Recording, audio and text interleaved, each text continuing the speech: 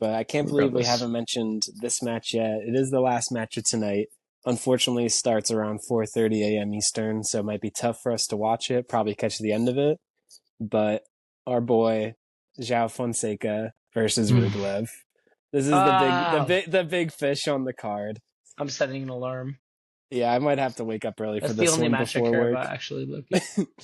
But do you think Fonseca has a chance? He's a slight underdog. People were kind of saying Rublev's undervalued with how close this line is, but I mean it's just a testament to Fonseca's talent.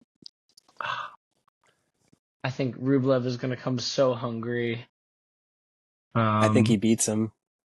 I think Rublev beats. I think he does. Fonseca. Yeah. Unfortunately, he's just, even with the mentals, like the mental instability for Rublev, he's just too solid on serve. Both wings are lethal, and then he gets like the pace and the depth on both of his groundies to push Fonseca a little bit into the defensive, where he limits Fonseca's shot making, which is phenomenal. He's one of the best shot makers we've seen in a while, but we haven't seen him play like the defense that Carlos can have, or like the elite defense like Demon or like these other players. But we'll see. I think Rublev, great opportunity for our boy Fonseca if he show why he's different from another person that Rublev would just dismantle. If he does not get dismantled, by the Rublev game. Rublev, like I've always said, is a one-trick pony, and it's obviously working for him because he's been top 10 for the past 3 or 4 years. But, kid like Fonseca, who's just shown to have that next gear that other people don't have, right? Like even our boy Bassa Veretti and Lerner Tien and Mensick, all these guys, for some reason, it just seemed like Fonseca's been more impressive, than any of his peers. Like Arthur Feast, okay, I've been excited about Feast for a year and a half, something like that. But Fonseca is a serious, threat, I think, to beat a top 20 player soon.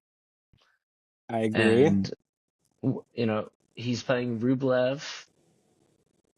That's next level. I mean, that's different than playing Musetti, or someone's 15, 16, 17 in the world. Like, Rublev is an established top 10 player. So if Fonseca is able to get that win, even more better for him. He'll have so much time to prepare for the other majors this year, etc. I think that Rublev wants it more. I think Rublev's going to want to win this match a little bit more than Fonseca. Like, Fonseca's going to be like, if I win this, that'd be sick, right? But Rublev's really going to be like, my career is on line,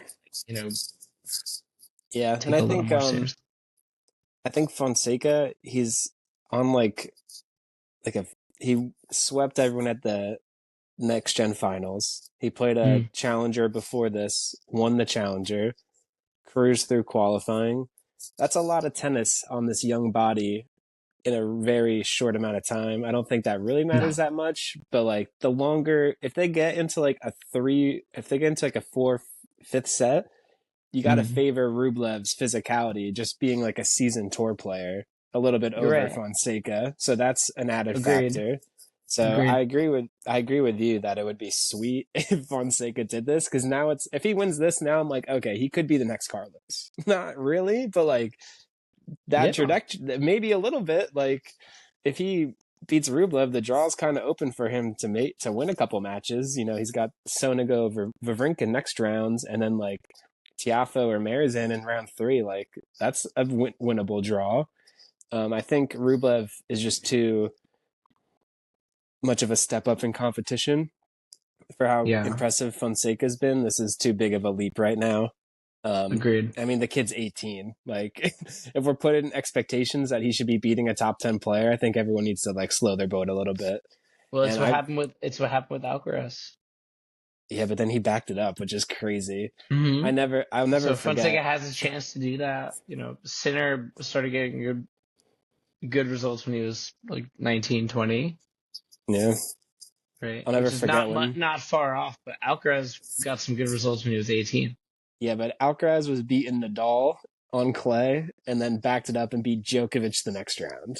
That was like what, Madrid 2 or 3 years Insane. ago. Like, Yeah. not many people have those kind of scalps on their resume that early on. Fonseca might very soon. It would be sweet. This Mm. might be a little too early, so I don't want to get expectations too high. But man, he is he's a future face of tennis, and I don't think he's not going to be a seed at majors for that long. I think that's going to come relatively soon, maybe even by like the end of the year, early next year.